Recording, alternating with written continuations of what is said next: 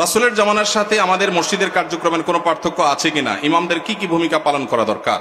রাসূল করিম সাল্লাল্লাহু আলাইহি ওয়াসাল্লামের যুগে তার হাতে গড়া মসজিদগুলো, সাহাবাদের হাতে গড়া মসজিদগুলোর একটা বড় বৈশিষ্ট্য ছিল, সেগুলো শুধু নামাজের ঘর ছিল না, সেটা ছিল কমপ্লিট প্যাকেজের নাম। একটা মুসলিম সমাজের যা যা দরকার তার সব কিছুর আয়োজন মসজিদ থেকে করা হতো।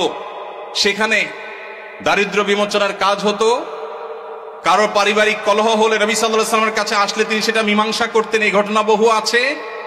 কোন মানুষ ক্ষুধার্ত, তিনি এসে নবীজির কাছে সাহায্য চেয়েছেন, তার জন্য নবী সাল্লাল্লাহু আলাইহি ওয়াসাল্লাম সাহায্য তুলেছেন, সেটাও আছে। আমাদের মসজিদগুলো থেকে নবী করিম সাল্লাল্লাহু আলাইহি ওয়াসাল্লামের মতো সেই মসজিদের মতো আজ বহুমুখী কাজ হয় না। আমরা বেশিরভাগ মসজিদগুলোকে শুধু নামাজের ঘর বানিয়ে সীমাবদ্ধ রেখেছি। আমাদের মসজিদগুলোতে যুবকদের জন্য তেমন কোনো আয়োজন নেই, আমাদের মসজিদগুলোতে শিশুদের জন্য তেমন কোনো আয়োজন নেই। আমি আশ্চর্য হয়েছি ইউরোপের বিভিন্ন মসজিদে দেখে যে অমুসলিম প্রধান দেশ, আমাদের বাংলাদেশি ভাইরা সেসব মসজিদ বানিয়েছেন, কিন্তু সেখানে দেখা গেছে শিশুদের জন্য আলাদা আয়োজন। আপনারা এখানে যারা আছেন, কয়টা মসজিদ আছে বলতে পারবেন যে আমাদের মসজিদে শিশুদের জন্য সুস্থ সংস্কৃতি চর্চার, আমাদের সমাজে মসজিদে বাচ্চাদের জন্য নামাজে আসলে বিনোদনমূলক, তাদের জন্য প্রণোদনামূলক ব্যবস্থা আছে, এরকম ব্যবস্থা আছে কয়টা মসজিদে ভাই? খুব একটা নাই।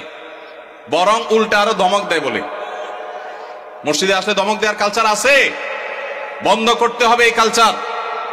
মসজিদে বাচ্চারা টুকটাক ডিস্টার্ব করলে ধৈর্য ধারণ করতে হবে, বেশি ডিস্টার্ব করলে তাদেরকে সুন্দর করে বুঝাইতে হবে, অভিভাবককে বুঝাতে হবে আজকের শিশু আগামী দিনের মুসল্লি।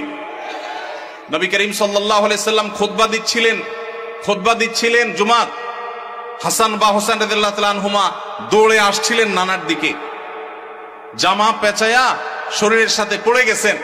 নবীজি মিম্বর থেকে নেমে দূরে গিয়ে নাতিকে কোলে নিয়ে আবার এসে মিম্বরে দাঁড়ালেন, তারপর খুতবা কন্টিনিউ করলেন। আপনার মসজিদের ইমাম সাহেব করলে চাকরির কি হাল থাকবে বলেন? চাকরি থাকবে? নবী করিম সাল্লাল্লাহু আলাইহি সাল্লামের জায়গায় আমরা যদি হতাম তো বলতাম, মেয়েকে যে বলতাম, মা অন্তত আমার খুতবার সময়টা তো ধরে রাখবা। বলতাম কি বলতাম না? আমার নবী করিম সাল্লাল্লাহু আলাইহি সাল্লাম সেরকম কথা বলেছেন বলে জানা যায় না। তিনি সিজদায় গেছেন জামাতে নামাজে, ভাই একাকী না, মসজিদে তিনি ইমামতি করছেন। তার পিঠের উপরে হাসান হোসেন যখন উঠে বসছেন, নবী সাল্লাল্লাহু আলাইহি ওয়াসাল্লাম আর তাদেরকে নামানোর জন্য কোনো কসরত করেন নাই। ওই অবস্থায় তিনি অপেক্ষা করছেন, সিজদার তাসবিহ বাড়াচ্ছেন, সময় যাচ্ছে। নাতির ঘোড়ায় চড়ার শখ পূরণ হওয়ার পর যখন পিঠ থেকে নামছে, তখন নবী সাল্লাল্লাহু আলাইহি ওয়াসাল্লাম মাথা উঁচু করছেন। এরপরে নামাজ শেষে সাহাবীরা জিজ্ঞেস করছে, হে আল্লাহর রাসূল, আজকে সিজদা একটু লম্বা হয়েছে, ব্যাপার কি? কি কোনো ওহী আসলো নাকি বিশেষ কোনো নির্দেশ কি? তখন নবী সাল্লাল্লাহু আলাইহি ওয়াসাল্লাম বললেন, সেরকম কিছুই না, আসলে নাতি পিঠের উপর উঠেছিল, আমি তাকে নামাতে চাইনি, সে নেমেছে, তারপরে তিনি নবী সাল্লাল্লাহু আলাইহি ওয়াসাল্লাম মাথা উঁচু করেছেন।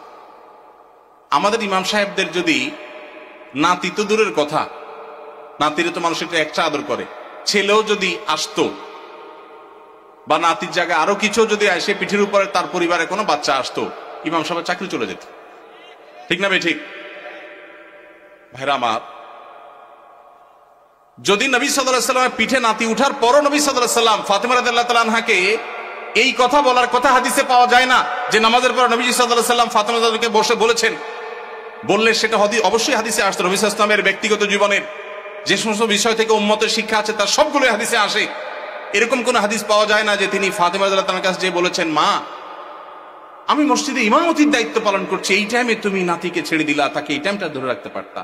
নবীজি এরকম বলেছেন বলে কোনো প্রমাণ পাওয়া যায় না। এই জন্য বাচ্চাদের টুকটাক মসজিদে আসা, তাদের ডিস্টার্ব করা, এটাকে মুরব্বীরা, চাচাজিরা, বাবাজিরা আল্লাহর ওয়াস্তে হজম করে নিবেন। আপনারা যদি ধমক দেন তো মনে রাখবেন, এই বাচ্চা মসজিদ থেকে যদি দূরে সরে যায় আপনার ধমকের কারণে, সারা জীবনের জন্য আপনি গুনাহগার হয়ে থাকবেন।